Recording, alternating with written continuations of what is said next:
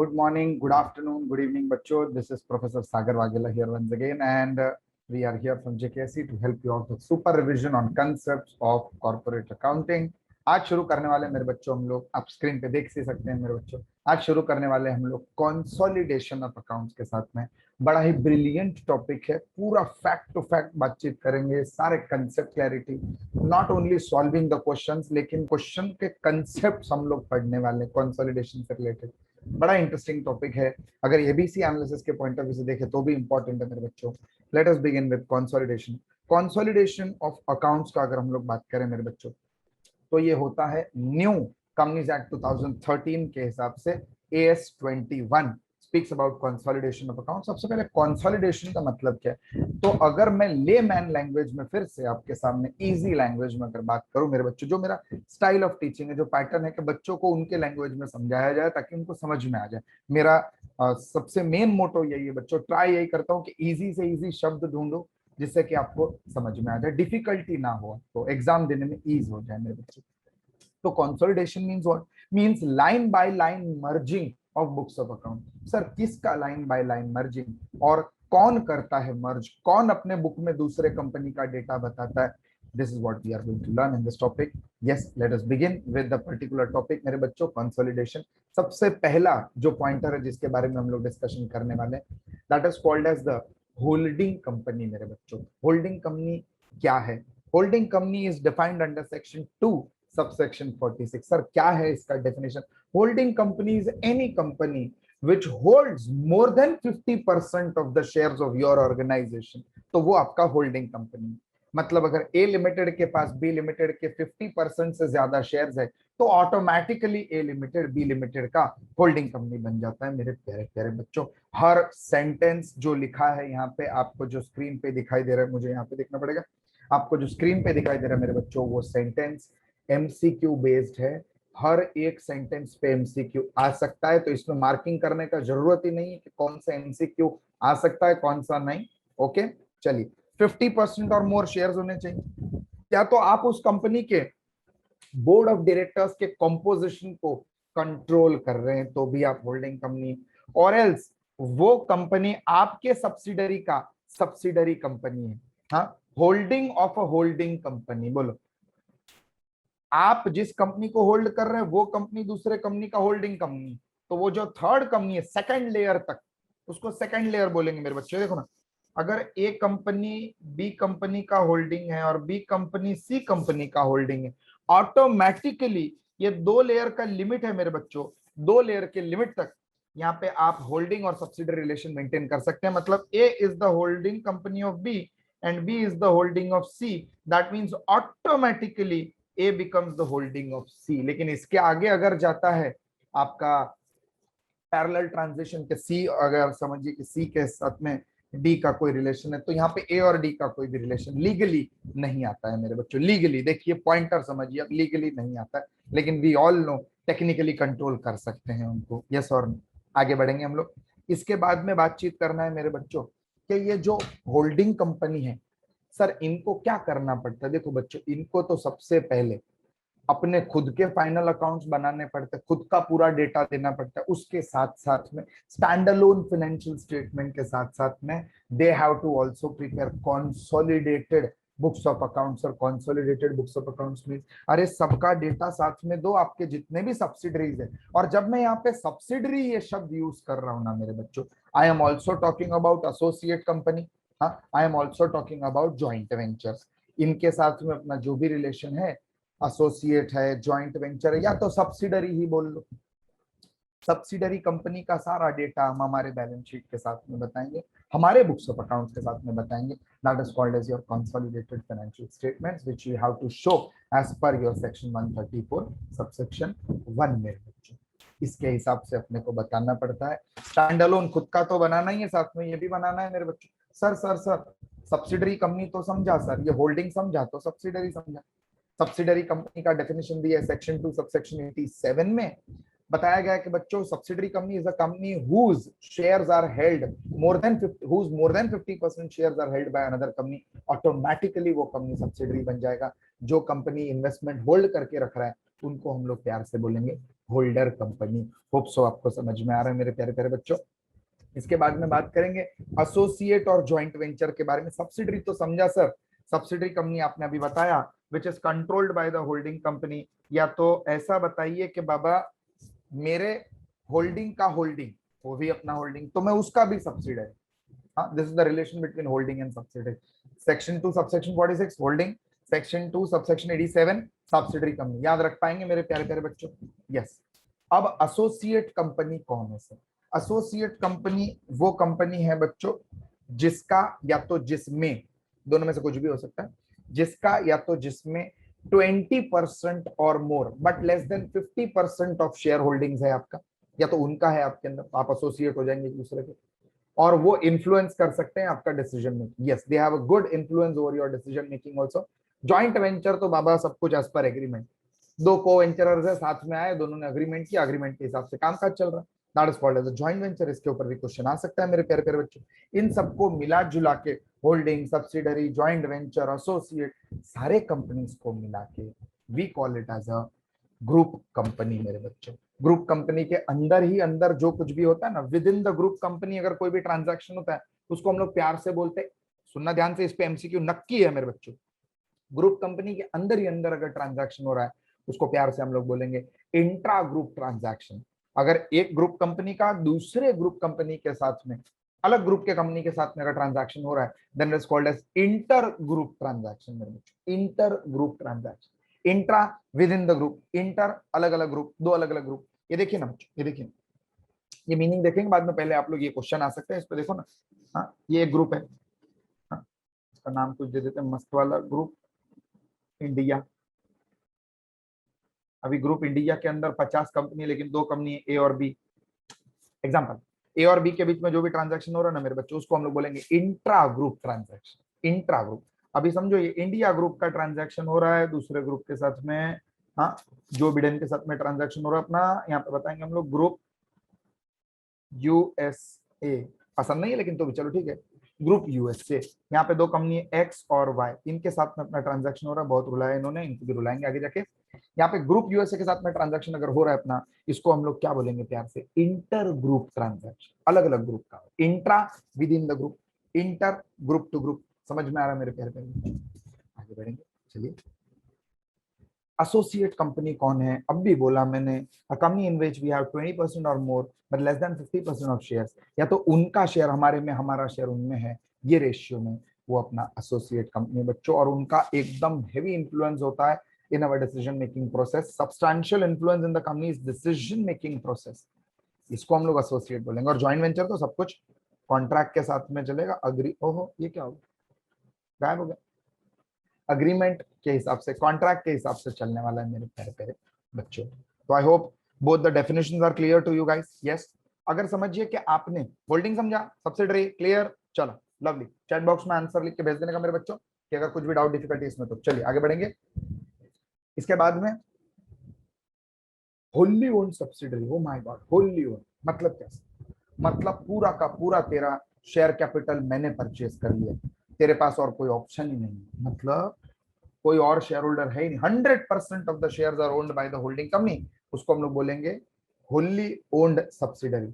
अगर ए लिमिटेड के पास B limited के सारे शेयर्स हैं मेरे बच्चों, ऑटोमेटिकली वो क्या बन जाता है? ए लिमिटेड बन जाएगा wholly wholly controlling authority, B limited बन जाएगा होली ओन्ड सब्सिडरी मेरे प्यारे प्यारे बच्चों। उसके बाद में बात करेंगे पार्शियली ओन्ड। पार्शियल, यहाँ पे 100% शेयर नहीं, लेकिन 51% ज्यादा, मतलब if you are owning more than 50% but less than 100% shares, then you are having a partially owned subsidiary. Yes or no? You are partially controlling the organization. बराबर? Partially क्यों यहाँ पे? पार्शियली इसके लिए मैं बोल रहा हूँ बच्चों, क्योंकि सिर्फ जहाँ पे अपना स्पेशल रेजोल्यूशन पास करना होता है ना, वहां पे अपने को वो दूसरे जो शेयर होल्डर है ना, गरीब बेचारे नॉन कंट्रोलिंग वाले, उनको भी बोलना पड़ेगा, पूछना पड़ेगा। वो भी अगर अपना शेयर 75% से कम है तो, अगर 75 से ज्यादा है तो फिर जय श्री राम, कोई प्रॉब्लम ही नहीं, बराबर के। यहाँ पे आगे बढ़ेंगे हम लोग। माइनॉरिटी शेयर होल्डर कौन सा? माइनॉरिटी शेयर होल्डर, देखो ना कितना मस्त शब्द है, इसको प्यार से क्वेश्चन में पूछते हैं, मतलब बोलेंगे माइनॉरिटी के बारे में, और मतलब वर्बैटिम क्या यूज करेंगे, इसको हम लोग बोलेंगे नॉन कंट्रोलिंग शेयर होल्डर। तो बच्चे डर जाते हैं, कंफ्यूज, नॉन कंट्रोलिंग ये कोई ना, अरे बाबा माइनॉरिटी शेयर होल्डर का ही नाम क्या है मेरे गोल मटोलो प्यारे प्यारे बच्चों? माइनॉरिटी शेयर होल्डर ही आपका नॉन कंट्रोलिंग शेयर होल्डर, जिसके पास कंट्रोलिंग अथॉरिटी नहीं। कंट्रोलिंग अथॉरिटी तो होल्डर के पास है ना मेरे बच्चे। हाँ, all the share holders other than the holding company are called as minority share holders. इनको होल्डर जब भी कंसोलिडेटेड बैलेंस शीट बनाएगा ना, तो ये माइनॉरिटी शेयर होल्डर का माइनॉरिटी इंटरेस्ट, क्या बोला मैंने, माइनॉरिटी शेयर होल्डर्स का माइनॉरिटी, हाँ इस पे बड़े प्रश्न आते हैं बच्चों, माइनॉरिटी इंटरेस्ट हम लोग कंसोलिडेटेड बैलेंस शीट में लाइबिलिटी साइड में बता देंगे कि बाबा माइनॉरिटी इंटरेस्ट भी है, उनको इतना पैसा देना है। समझ में आ रहा है मेरे प्यारे प्यारे बच्चों? नहीं सर 80%, ये लोग 20% भी क्लियर कर देते। ए लिमिटेड बोल के कंपनी है, बराबर, उसको होल्ड किया है हमारे राम लिमिटेड ने। ए लिमिटेड को होल्ड किया राम लिमिटेड ने, 80% ऑफ ओनरशिप राम के पास है। मतलब राम बन जाता है होल्डिंग कंपनी, ए लिमिटेड बन जाएगा partially owned subsidiary of Ram limited, बराबर। राम लिमिटेड का सब्सिडरी बन जाएगा पार्शियली ओन्ड। बाकी का जो ओनरशिप है 20% वो श्याम के पास है, ओनरशिप बाय श्याम लिमिटेड। इनको हम प्यार दुलार से बुलाएंगे माइनॉरिटी शेयर होल्डर। इनको हम लोग माइनॉरिटी इंटरेस्ट भी बुलाते हैं मेरे बच्चों, माइनॉरिटी इंटरेस्ट। समझ में आया यहाँ तक? क्लियर है एकदम? यस बच्चों। तो यहाँ पे सेक्शन 129 सबसेक्शन 3 क्या बोलता है? वो बोलता है कि इट इज मैंडेटरी, कंपल्सरी है प्रिपेयर करना कंसोलिडेटेड फाइनेंशियल स्टेटमेंट। अगर आपके पास एक या एक से ज्यादा सब्सिडरीज है, तो मतलब मिनिमम एक सब्सिडरी भी है आपका, तो भी आपको कंसोलिडेटेड फाइनेंशियल स्टेटमेंट्स बनाना पड़ेगा। सर ये किसको एप्लीकेबल है? अरे बाबा सबको एप्लीकेबल है, देखो ना। एप्लीकेबल टू पब्लिक कंपनी, हाँ sir. Applicable to private company, public में सब कुछ आ गया, लिस्टेड भी आ गया, अनलिस्टेड भी आ गया।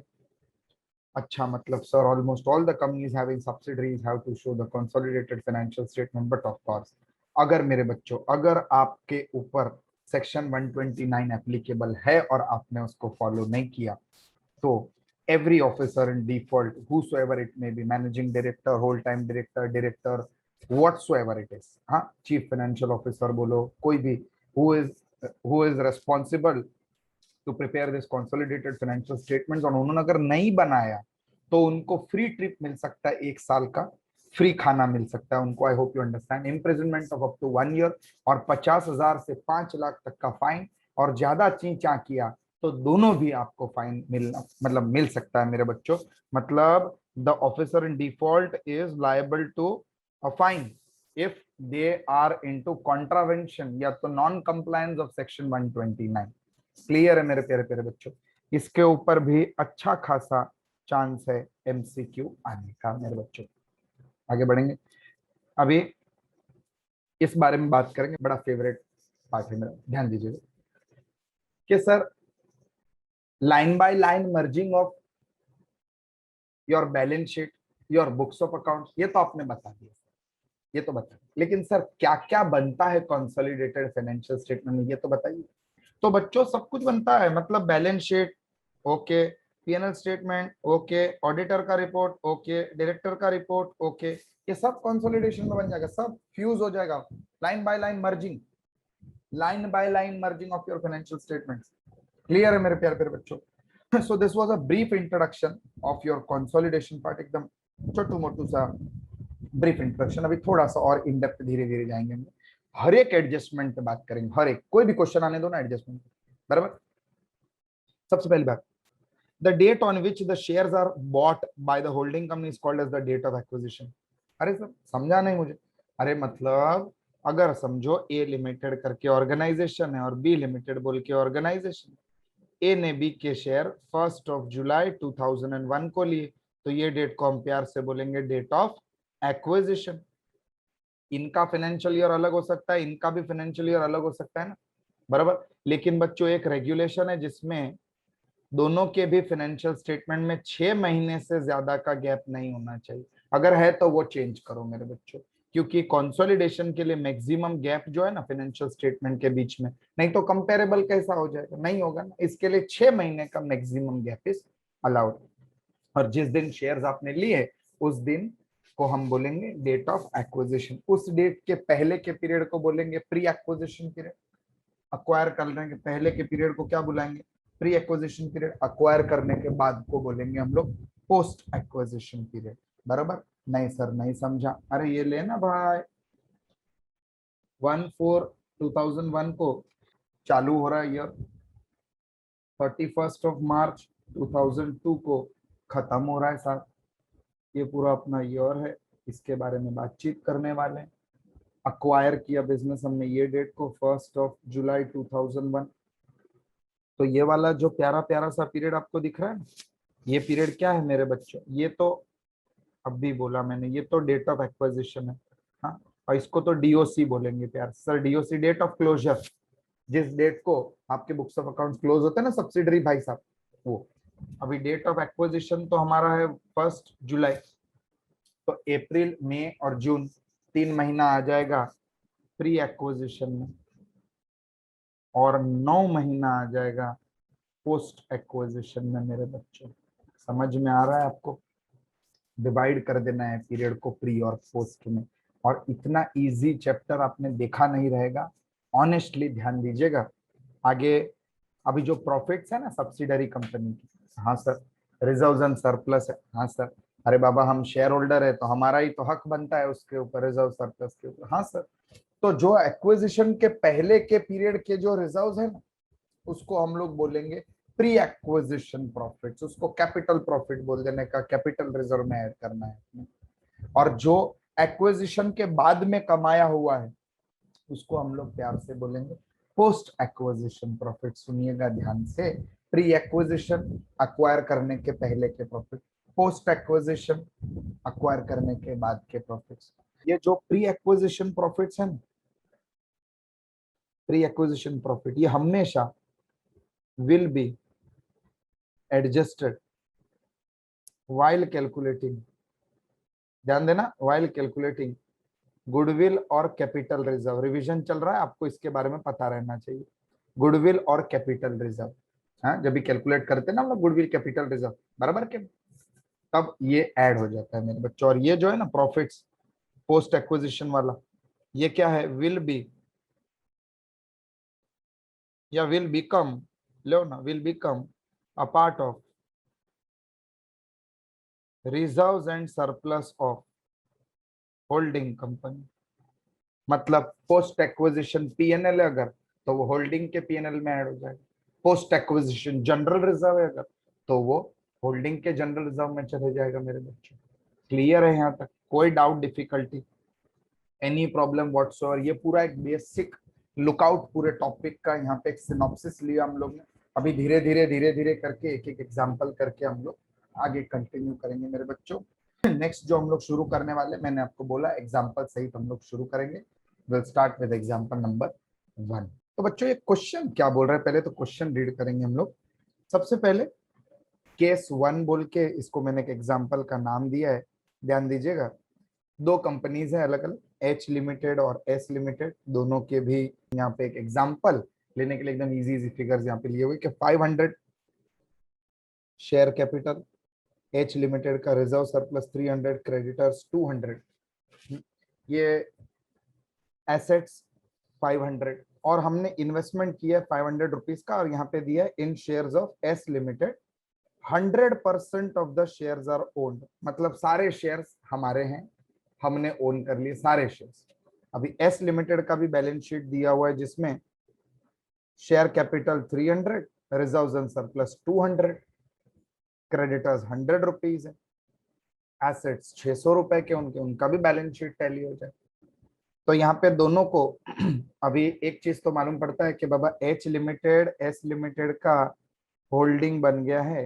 क्यों? क्योंकि 1 जुलाई 2001 को हमने उनके शेयर्स खरीदे, इन्वेस्टमेंट जो आपको स्क्रीन पे दिखाई दे रहा है मेरे बच्चों, दिस पार्ट, बराबर।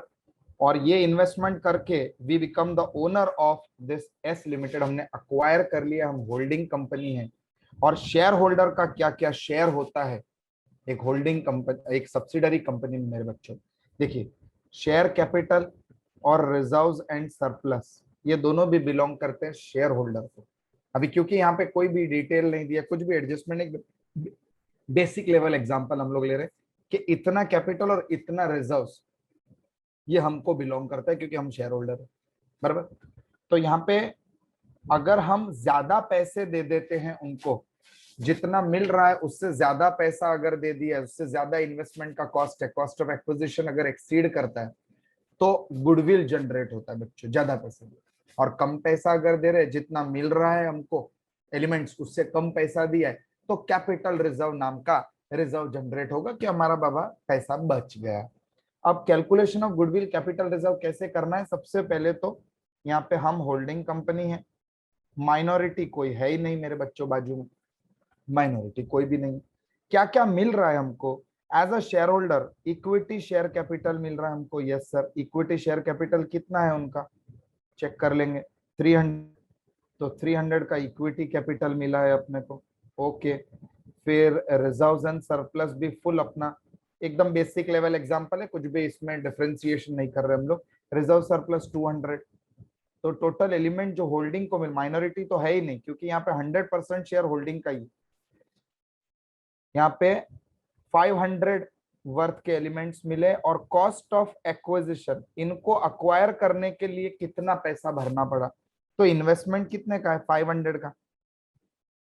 तो ये 500 रुपीज का जो इन्वेस्टमेंट है मेरे बच्चों, वो यहाँ पे हम लोग लिख देंगे cost of acquisition 500।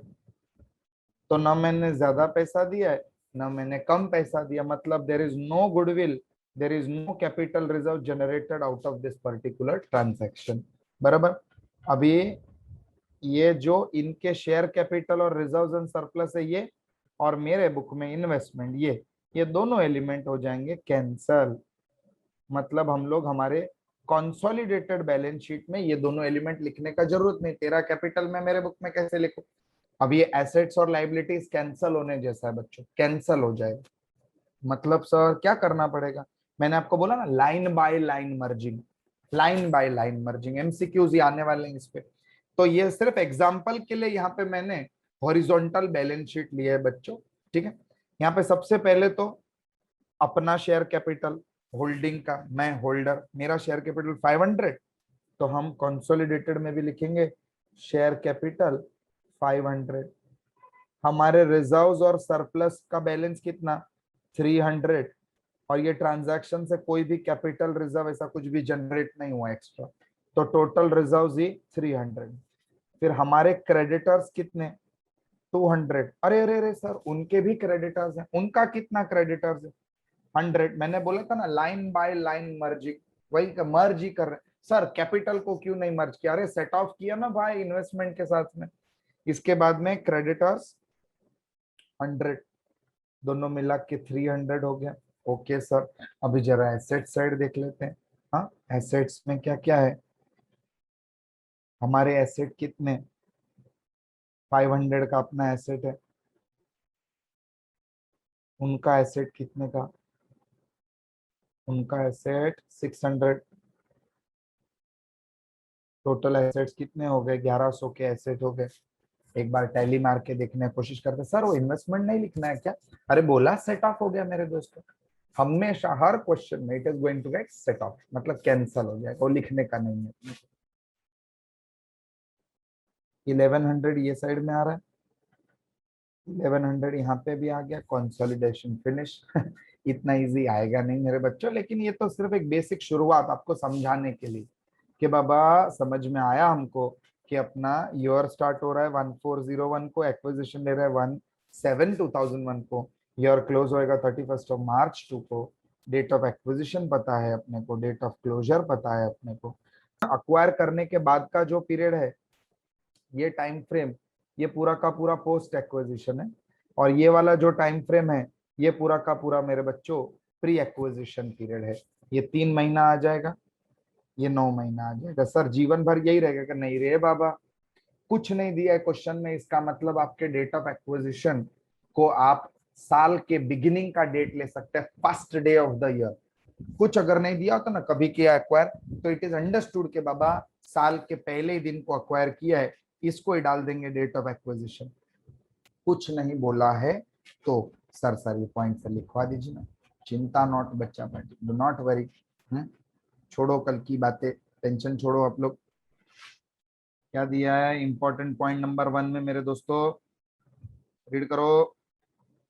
Yes, if the date of acquisition is not given, तो जो first day of the year है उसको हम लोग क्या ले लेंगे मेरे बच्चों, अपना date of acquisition, first day of the year को डेट ऑफ एक्विजिशन कंसीडर कर लेंगे।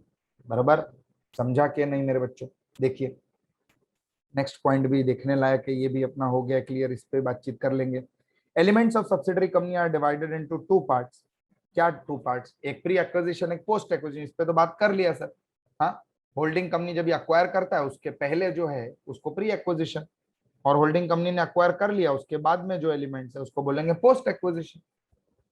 कुछ मतलब यहाँ पे कुछ कंफ्यूजन का जरूरत ही नहीं, नीड ही नहीं। चलिए फिर से आ जाएंगे अपने एग्जाम्पल में। अभी सेकंड एग्जाम्पल लेंगे, थोड़ा और बड़ा, धीरे धीरे इंक्रीज करते जाएंगे साइज ऑफ एग्जाम्पल को। ध्यान दीजिएगा। केस नंबर 2, केस नंबर 2 क्या बोलता है? देखो, अपने पास एक होल्डिंग कंपनी है और एक सब्सिडरी कंपनी नाम के दो कंपनीज हैं। होल्डिंग कंपनी के पास यहाँ पे शेयर कैपिटल दिया हुआ है 500, reserve surplus 300, creditors 200, assets 600, investment 400, investment in shares of S limited 100%, फिर से 100% इन्वेस्टमेंट अपना। मतलब माइनॉरिटी है क्या?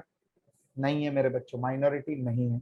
अभी सब्सिडरी कंपनी में share capital 300, reserve surplus 200, creditors 100, assets में 600 रुपया हो गया टैली। हाँ सर। अब यहाँ पे भी अगर हम लोग कैलकुलेट करने जाए कैलकुलेशन ऑफ गुडविल और कैपिटल रिजर्व, तो कैसे कैलकुलेट करेंगे? होल्डिंग कंपनी और हमारा माइनॉरिटी, बराबर। सब्सिडरी लिखने जाते हैं एक्चुअली माइनॉरिटी। सर एम आई माइनॉरिटी इंटरेस्ट मेरे बच्चों, माइनॉरिटी का जो हिस्सा होता है उसको माइनॉरिटी इंटरेस्ट बोलते हैं हम। हमारे पास क्या क्या आया? इक्विटी शेयर कैपिटल आया 300 रुपीज का as in a share holder. Reserve surplus का हिस्सा आया हमारे पास 200। वी आर अज्यूमिंग कि ये सारा का सारा पहले से ही है ना, अक्वायर करने के पहले से ही सारा का सारा प्री एक्विजिशन में डाल रहे हैं। अगर कोई स्पेशल एडजस्टमेंट आया तभी एडजस्ट करेंगे ना, अभी तो एडजस्टमेंट है ही नहीं कुछ। इसके बाद और कुछ मिल रहा है क्या? नहीं सर, और कुछ भी नहीं। और डेट ऑफ एक्विजिशन भी देखो ये सब में नहीं दिया जानबूझ। तो यहाँ पे हम लोग बता सकते हैं, since date of acquisition is not given, it will be considered as first day of the year। एकदम इजी, बराबर। दो एलिमेंट मिले, 500 रुपए का एलिमेंट्स मिला है अपने को बाबा, बराबर। और अभी यहाँ पे सामने कॉस्ट ऑफ एक्विजिशन कितना हो गया उसको माइनस करना है। कॉस्ट ऑफ एक्विजिशन कितना था? इन्वेस्टमेंट का कॉस्ट 400 था सर, सिर्फ 400। ओके, तो 400 रुपीज भरना पड़ा। अरे सर बच गया पैसा 100 रुपीज। ये 100 रुपीज अपने लिए कैपिटल रिजर्व है मेरे बच्चों। हमारे ऑर्गेनाइजेशन में जब कंसोलिडेटेड बैलेंस शीट बनाएंगे, हमारे रिजर्व सरप्लस में नीचे हम लोग बताएंगे कि बाबा कैपिटल रिजर्व भी जनरेट हो चुका है 100 रुपीज का। आइए बनाते हैं कंसोलिडेटेड बैलेंस शीट। सबसे पहले अपना शेयर कैपिटल, अपना रिजर्व, होल्डिंग का बात कर रहा हूँ। शेयर कैपिटल 500, फिर रिजर्व्स एंड सरप्लस 300। इसमें कैपिटल रिजर्व ऐड हुआ क्या? हाँ सर 100। टोटल 400। 400। इसके बाद में क्रेडिटर्स हमारे 200, कोई भी एडजस्टमेंट नहीं है। हमारे क्रेडिटर 200, उनके भी क्रेडिटर्स 100। तो यहाँ पे क्रेडिटर्स डायरेक्टली मैं लिख रहा हूँ मेरे बच्चों 300। लाइन बाय लाइन मर्ज कर रहे हो और कुछ नहीं कर, line by line merging. Asset side में अपने एसेट 600, उनके एसेट भी 600। ओके, इधर ध्यान दे दो। एसेट्स 1200, ये भी कैंसल, ये भी कैंसल, दिखाएंगे नहीं, सिर्फ for the purpose of consolidation उसका कैपिटल सर चले जाएगा, नहीं रे बाबा उधर ही रहेगा जिधर है। वो जब भी अपना फाइनेंशियल स्टेटमेंट बनाएगा तो बताएगा भी कैपिटल। हम लोग सिर्फ जब भी कंसोलिडेटेड बुक्स ऑफ अकाउंट्स बनाएंगे तब हम लोग ये दोनों एलिमेंट नहीं बताएंगे। तेरा शेयर कैपिटल, तेरा रिजर्व्स एंड सरप्लस और मेरा इन्वेस्टमेंट्स बताने वाले नहीं है। I am the holding, I am preparing the consolidated balance sheet, हम लोग वो बताने वाले नहीं है। कैंसल हो जाएगा मेरे बच्चे, सेट ऑफ हो जाएगा। 1200 आया एसेट साइड में, 1200, हाँ 4 5 + 4 9 + 3 12, 1200 इधर भी आ गया। हो गया अपना कंसोलिडेटेड बैलेंस शीट टैली मेरे प्यारे प्यारे दोस्तों। ये था अपना केस नंबर 2। अभी आगे बढ़ेंगे केस नंबर 3 की ओर। चलिए स्टार्ट विद केस नंबर 3 जी। अब होली ओन्ड सब्सिडरी तो काफी समझ लिया मेरे बच्चों, पार्शली ओन्ड सब्सिडरी पे भी एक बार आके देख लेते हैं ना। पार्शली ओन्ड सब्सिडरी में क्या, होल्डिंग कंपनी का डेटा, सेम डेटा यूज कर रहा हूँ, सेम टू सेम डेटा। हाँ, share capital 500, reserve surplus 300, creditors 200, assets हमारे 620, investments in shares of S limited 80% share अपना। ओहो, जैसे ये देखूंगा वैसे बाजू में जाके I will write holding company बोल के मेरा 80% शेयर है, मतलब जो नॉन कंट्रोलिंग अथॉरिटी माइनॉरिटी उनका शेयर भी तो रहेगा ना, 20% उनका है। चलिए सर समझाइए आगे। उनका balance sheet as usual, capital, reserve, surplus, creditors और एसेट्स, कोई भी बदलाव नहीं, सेम ही कर रहा हूं ताकि आपके ब्रेन में बैठ जाना चाहिए पूरा का पूरा कंटेक्स्ट। अब ना डेट ऑफ एक्विजिशन दिया ना कुछ, सिर्फ अपने को यहाँ पे परसेंटेज दिया, 80% ओनिंग अपना है। तो जो सब्सिडरी कंपनी है उनका इक्विटी शेयर कैपिटल या शेयर कैपिटल ही बोल लो, शेयर कैपिटल 300 है, 300 में से 80% अपना, तो कहना है से 240 रुपीज का कैपिटल अपना, 60 रुपीज का कैपिटल माइनॉरिटी वालों का। हाँ सर, सेम मैनर में रिजर्व सरप्लस भी डिस्ट्रीब्यूट करना है, क्योंकि जैसे मैं शेयर होल्डर हूँ वैसे ये माइनॉरिटी वाला भी तो शेयर होल्डर है ना, उसका भी तो हक बनता है रिजर्व सरप्लस पे। हाँ सर, तो डिस्ट्रीब्यूट कर देंगे मेरे बच्चों हम लोग। रिजर्व सरप्लस कितना, 200, मतलब 160 बिलोंग्स टू अस और 40 बिलोंग्स टू द माइनॉरिटी। तो क्या क्या एलिमेंट मिल गया, 240 और 160, 400 रुपीज के एलिमेंट मिले।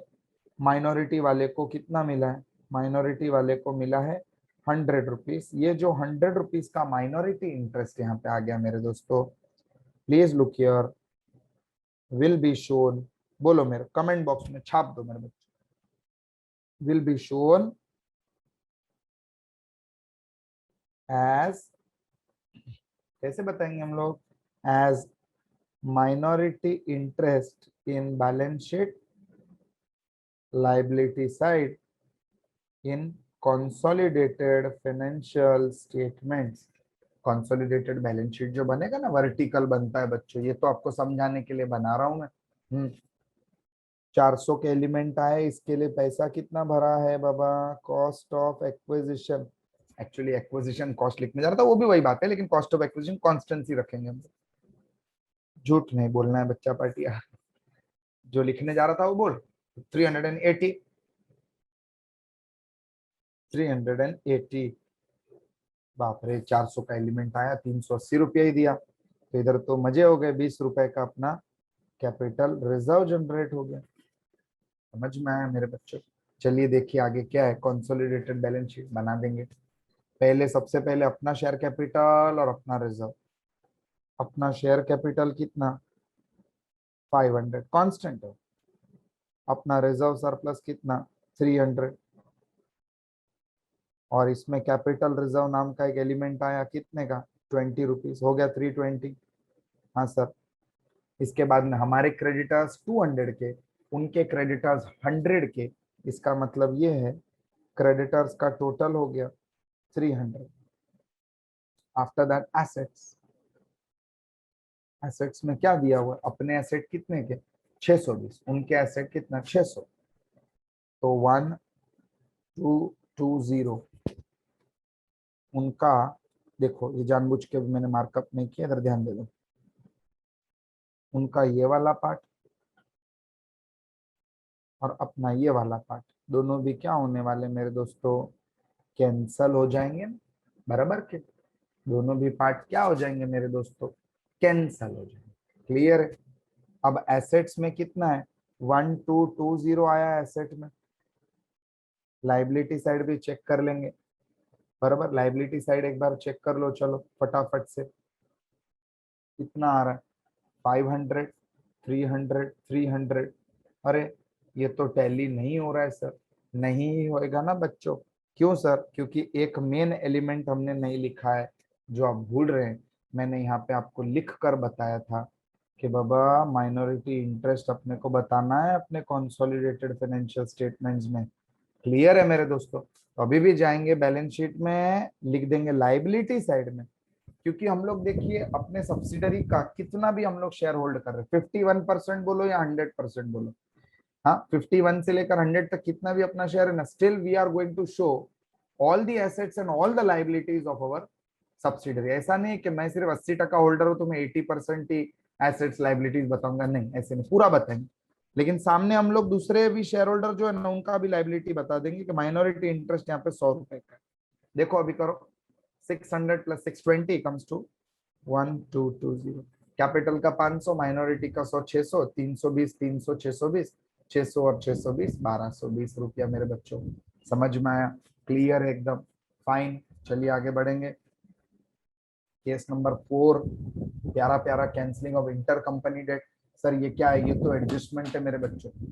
हाँ ये बहुत ही एकदम पॉपुलर एडजस्टमेंट है, इसके लिए अलग से बता रहा हूँ। इसके आगे तो हम लोग सब सारे एडजस्टमेंट लाइन बाय लाइन सारे डिस्कस करते जाएंगे, सुनिएगा ध्यान से। Cancelling of inter company debt मतलब क्या? अगर मैं as in a holding company और आप as in a subsidiary company बनने से पहले अपने बीच में कोई ट्रांजैक्शन था, purchase, sale, debtor, creditor, bills receivable, bills payable, debenture, ऐसा कोई भी था, inter company debt, mutual owings, कुछ भी बोलो, उसको कैंसिल करना। तो यहाँ पे देखिए पहले बैलेंस शीट देखते हैं। Share capital 500, reserve surplus 300, creditor 200, simple. Fixed asset 430, investment 370 in shares of S limited for 70%। सिर्फ 70% शेयर हमारा है, मतलब 30% शेयर किसको बिलोंग करता है? माइनॉरिटी वालों को। देखो 70% शेयर, 30% शेयर किसका है? माइनॉरिटी वालों का है ना मेरे दोस्तों। यस। आगे bills receivable 200, 50 of them were accepted. देखो बच्चों यहाँ पे मैं लिखते नहीं बैठ सकता ना, कितना लंबा वीडियो हो जाएगा, उतना देखेंगे भी नहीं। शॉर्ट में निपटाना है ना, एकदम कंटेक्स्ट टू कंटेक्स्ट बात कर रहे हैं, इसके लिए पहले से ही लिखा हुआ, I can solve this problem 10 times if you want me to. Meaning नहीं है बच्चा पर कि आपका क्यों मैं टाइम वेस्ट करूँ। चलिए बिल्स रिसीवेबल है अपने बुक में 200 रुपए के, जिसमें बोला है 50 के जो बिल्स रिसीवेबल है ना, ये तो एस लिमिटेड के ऊपर ही हमने ड्रॉ किए। तो एस लिमिटेड अपना ड्रॉ ही था बेचारा, तो वो हमारे बुक में ड्रॉ ही है, तो हम भी तो उसके बुक में ड्रॉवर के पोजीशन पे आएंगे ना, उनके बुक में बिल्स पेएबल में दिखेंगे हम लोग।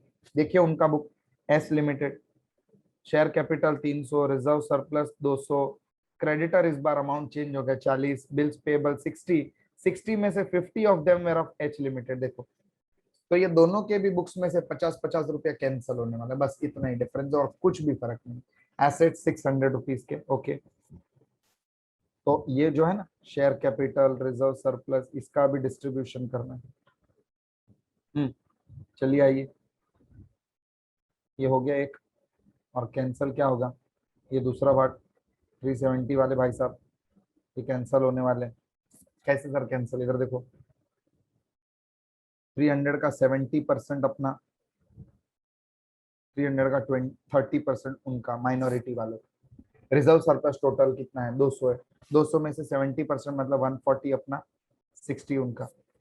तो टोटल अपने को कितना एलिमेंट मिला? 210 + 140, 213, 50, 350 रुपीज के एलिमेंट्स में। ये 350 के एलिमेंट के लिए कितना पैसा भरना पड़ा? 370। ओ हो ज्यादा भरना पड़ गया। ज्यादा भरना पड़ा तो कंपनी दुखी, कंपनी दुखी क्योंकि गुडविल जनरेट हो रहा है मेरे बच्चों, ज्यादा पे करना पड़ा। द परचेज कंसिडरेशन ऐसा बोल सकते हैं, cost of acquisition is more, तो यहाँ पे गुडविल जनरेट हो रहा है, कंपनी दुखी दुखी हो जाएगा थोड़ा क्योंकि गुडविल आ गया मेरे बच्चों। माइनॉरिटी का टोटल करेंगे 90 60 150, ये 150 रुपीज को हम लोग हमारे बैलेंस शीट में बताएंगे, कंसोलिडेटेड बैलेंस शीट में, as in a minority interest on the liability side. समझ में आ रहा है मेरे दोस्तों? आइए बनाते हैं हम लोग फटाफट से कंसोलिडेटेड बैलेंस शीट। सबसे पहले अपना शेयर कैपिटल और अपना reserve. Share capital 500, reserve direct 300 क्योंकि there is no capital reserve. Creditors अपने 200, उनके 40, 240। फिर बिल्स पेएबल था उनके बुक में, अगर अगर ऐसे नहीं करना ठीक है, चलो ना, तीनों हो गया, ओके। फिक्स्ड एसेट्स पे आ जाओ। फिक्स्ड एसेट्स कितना है? 430 अपना, उनका कितना है? 600। तो फिक्स्ड एसेट 1030, ओके सर। इसके बाद में एसेट साइड में इन्वेस्टमेंट तो कैंसिल हो जाएगा, ये तो कैंसिल ही होने वाला है। बिल्स रिसीवेबल 200 का था, 200 में से 50 तो इंटर कंपनी डेट था, मुझे ही मेरे सब्सिडरी के पास से लेना था। ये इंटर कंपनी डेट अपने को कंसोलिडेटेड बैलेंस शीट में कैंसिल करना पड़ता है बच्चों, कैंसिल कर देंगे इसको पूरा का पूरा। We will not show this in our books, मतलब हम लोग सिर्फ 150 का बिल्स रिसीवेबल बताएंगे। ओके, ये हो गया अपना बैलेंस शीट कंप्लीट। अभी उनके बैलेंस शीट में देखो कुछ बचा है, क्रेडिटर्स हो गया, बिल्स पेबल बचा उनका। तो बिल्स पेबल 60 था जिसमें तो 50 तो हमें ही लेने थे, तो ये भी सेट ऑफ हो जाएगा 50 से। तो अब अपने सिर्फ बिल्स पेबल जो दिखेंगे कंबाइंड, वो होगा सिर्फ 10 रुपए का। ये हो गया, हाँ सर। इसके बाद में कोई भी एलिमेंट बचा है क्या? नहीं सर, हो गया। एसेट साइड तो पहले ही कंप्लीट था। और अभी यहाँ पे गुडविल जनरेट हुआ, ये गुडविल को बताना पड़ेगा बैलेंस शीट के एसेट साइड में। माइनॉरिटी इंटरेस्ट जनरेट हुआ तो माइनॉरिटी इंटरेस्ट को बैलेंस शीट के लायबिलिटी साइड में बता देना मेरे बच्चों। नोट करिएगा आप लोग, ये बात बड़ा ही इंपॉर्टेंट है कि हर सम में, हर क्वेश्चन में, हर एमसीक्यू में इंटर कंपनी डेट अगर आया कंसोलिडेशन में, मतलब उसको कैंसिल करना है हमेशा, बराबर। यहाँ पे बच्चों debtor, creditor, bills receivable, bills payable, ये सारे इंटर कंपनी डेट्स आ सकते हैं मेरे प्यारे प्यारे बच्चों। इसमें आगे प्यारा सा एडजस्टमेंट ऑफ अनरियलाइज्ड प्रॉफिट है जिसके बारे में डिस्कशन करेंगे, लेकिन फिलहाल हम लोग देखेंगे बैलेंस शीट टैली हो रहा है क्या। 130 20 1050 प्लस 150 कम्स टू 1200 रुपया मेरे बच्चों।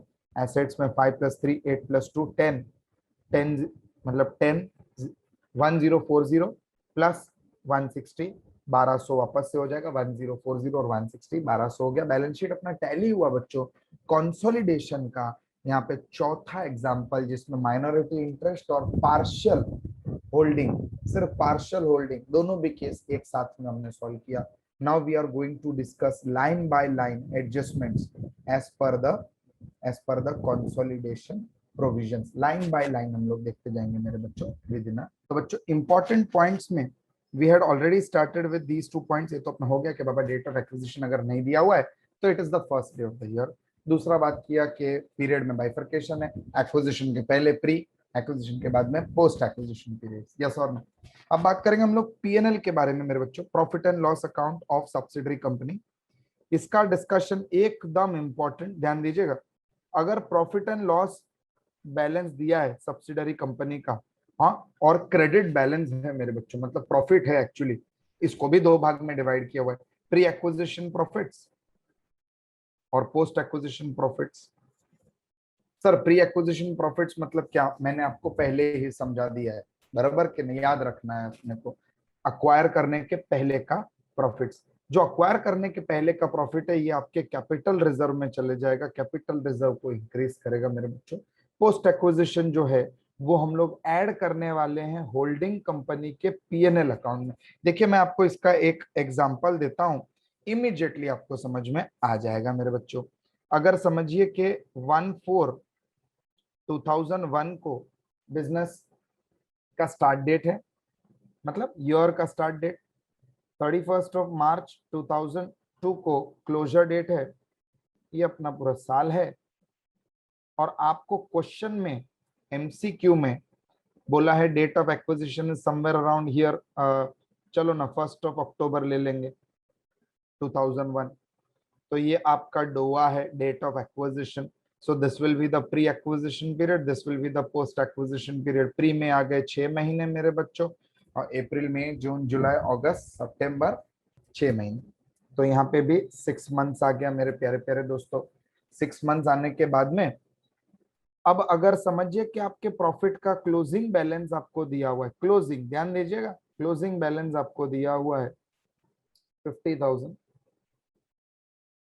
और आपको क्वेश्चन में बोला है कि ओपनिंग बैलेंस जो है वो है व्हाट टू टेक, चलो ना 10,000 rupees, just for the sake of understanding. 10,000 opening है, क्लोजिंग 50 है। इसका मतलब ये है कि बाबा पूरे साल भर में कितना प्रॉफिट कमाया है तूने?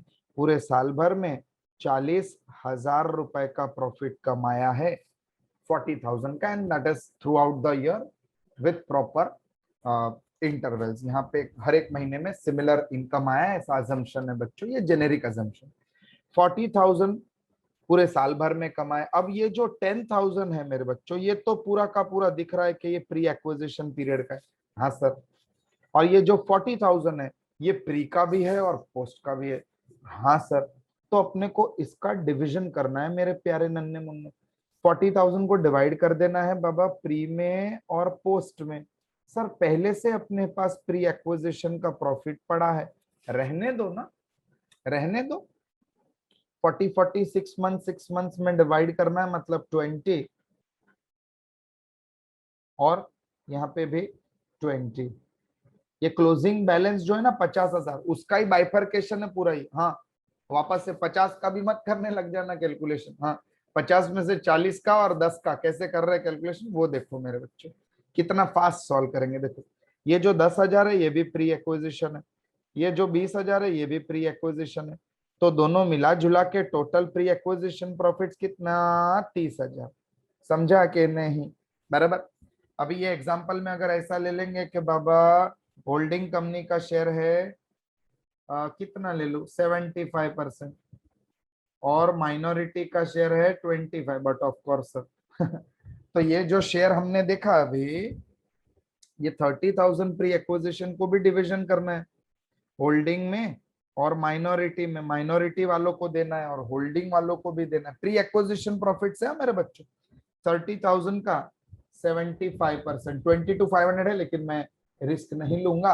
हम लोग कैलकुलेशन हमेशा कर लेंगे मेरे बच्चों, बिल्कुल भी मतलब चांस लेना ही नहीं। अपने को रैंक चाहिए, अपने को पास होना है बस। 22,500 होल्डिंग का शेयर आ गया तो ऑटोमेटिकली 7,500 रुपया माइनॉरिटी का शेयर आ जाएगा। 7,500 का अमाउंट आ गया बच्चों। जूम पॉज बीस करके जो करके देखना है देख लेना। तो ये जो माइनॉरिटी है इसको तो कुछ नहीं करना, ये तो माइनॉरिटी इंटरेस्ट में ऐड होते जाएगा। This will be put to minority interest. लेकिन ये जो 22,500 है ये हमारा शेयर है होल्डिंग का, होल्डिंग का, और वो भी प्री एक्विजिशन। मतलब सर ये तो कैपिटल रिजर्व में ऐड हो जाएगा, बात खत्म। प्री एक्विजिशन, अभी पोस्ट एक्विजिशन 20,000, इसका भी बाइफर सर वो 50 को लो ना। अरे लाफा मारा जाएगा, इधर देखो ना। 20,000 जो है वो डायरेक्टली पोस्ट एक्विजिशन होल्डिंग और माइनॉरिटी। माइनॉरिटी को 25, होल्डिंग को 75, 5,000 माइनॉरिटी का और होल्डिंग का 15,000 पोस्ट एक्विजिशन प्रॉफिट आ रहा है, अक्वायर करने के बाद का। अक्वायर करने के बाद में जितने भी रिजर्व सरप्लस है ना बच्चों, वो हमारे रिजर्व सरप्लस में ऐड होते जाएंगे। मतलब तेरा प्रॉफिट मेरा प्रॉफिट, तेरा लॉस मेरा लॉस, मेरा जीआर तेरा जीआर, ऐसे हम लोग कैलकुलेट करेंगे। रिजर्व सरप्लस तो शेयर होल्डर का ही है ना। तो ये जो 15,000 आया ना, this will be added to PNL account. ये पोस्ट पीएनएल है मेरे बच्चों, post will be added to P&L account of holding company, हाँ, इन कंसोलिडेटेड बैलेंस शीट। समझ में आ रहा है? अपना जब भी रिजर्व सरप्लस बनेगा एड अप कर देंगे ये। और टोटल माइनॉरिटी कितना देना है इधर देखो बच्चों, ऐसे पूछ सकते हैं टोटल माइनॉरिटी कितना। तो पीएनएल पे माइनॉरिटी टोटल इतना आया अपने को, टोटल माइनॉरिटी इंटरेस्ट इन पीएनएल। इसका कुछ प्री पोस्ट कुछ नहीं करना। तो ये चले जाएगा 7.5 और 5 12,500, 12,500 will directly go to minority। देखो ऐसा ये प्रॉफिट लॉस का भी ऐसे ही कैलकुलेशन है। जनरल रिजर्व का भी ऐसे ही कैलकुलेशन है, अगर कोई एडजस्टमेंट नहीं। तो ये जो हमने अभी इक्वेशन किया ना, 15 मिनट जो हमने दिया यहाँ पे मेरे बच्चों, ये पीएनएल का नॉर्मल एडजस्टमेंट है, यही जनरल रिजर्व का नॉर्मल एडजस्टमेंट है, ये किसी भी प्रकार के रिजर्व सरप्लस का नॉर्मल वाला एडजस्टमेंट है। डिवीजन ऐसे होता है। माइनॉरिटी इंटरेस्ट ढूंढने बोल सकते हैं, उनका फेवरेट क्वेश्चन है, कैलकुलेट माइनॉरिटी इंटरेस्ट। हाँ, थियरी पूछ सकते हैं, माइनॉरिटी इंटरेस्ट पूछ सकते हैं, कैलकुलेशन ऑफ शेयर पूछ सकते हैं ये लोग, कैलकुलेशन ऑफ गुडविल पूछ सकते हैं, कैलकुलेशन ऑफ कैपिटल रिजर्व पूछ सकते हैं। ऐसे कैलकुलेट करना है अपने को माइनॉरिटी वाले का कितना। माइनॉरिटी में प्री पोस्ट कुछ नहीं होता है, सीधा ऐड ही कर देना है, डायरेक्टली ऐड।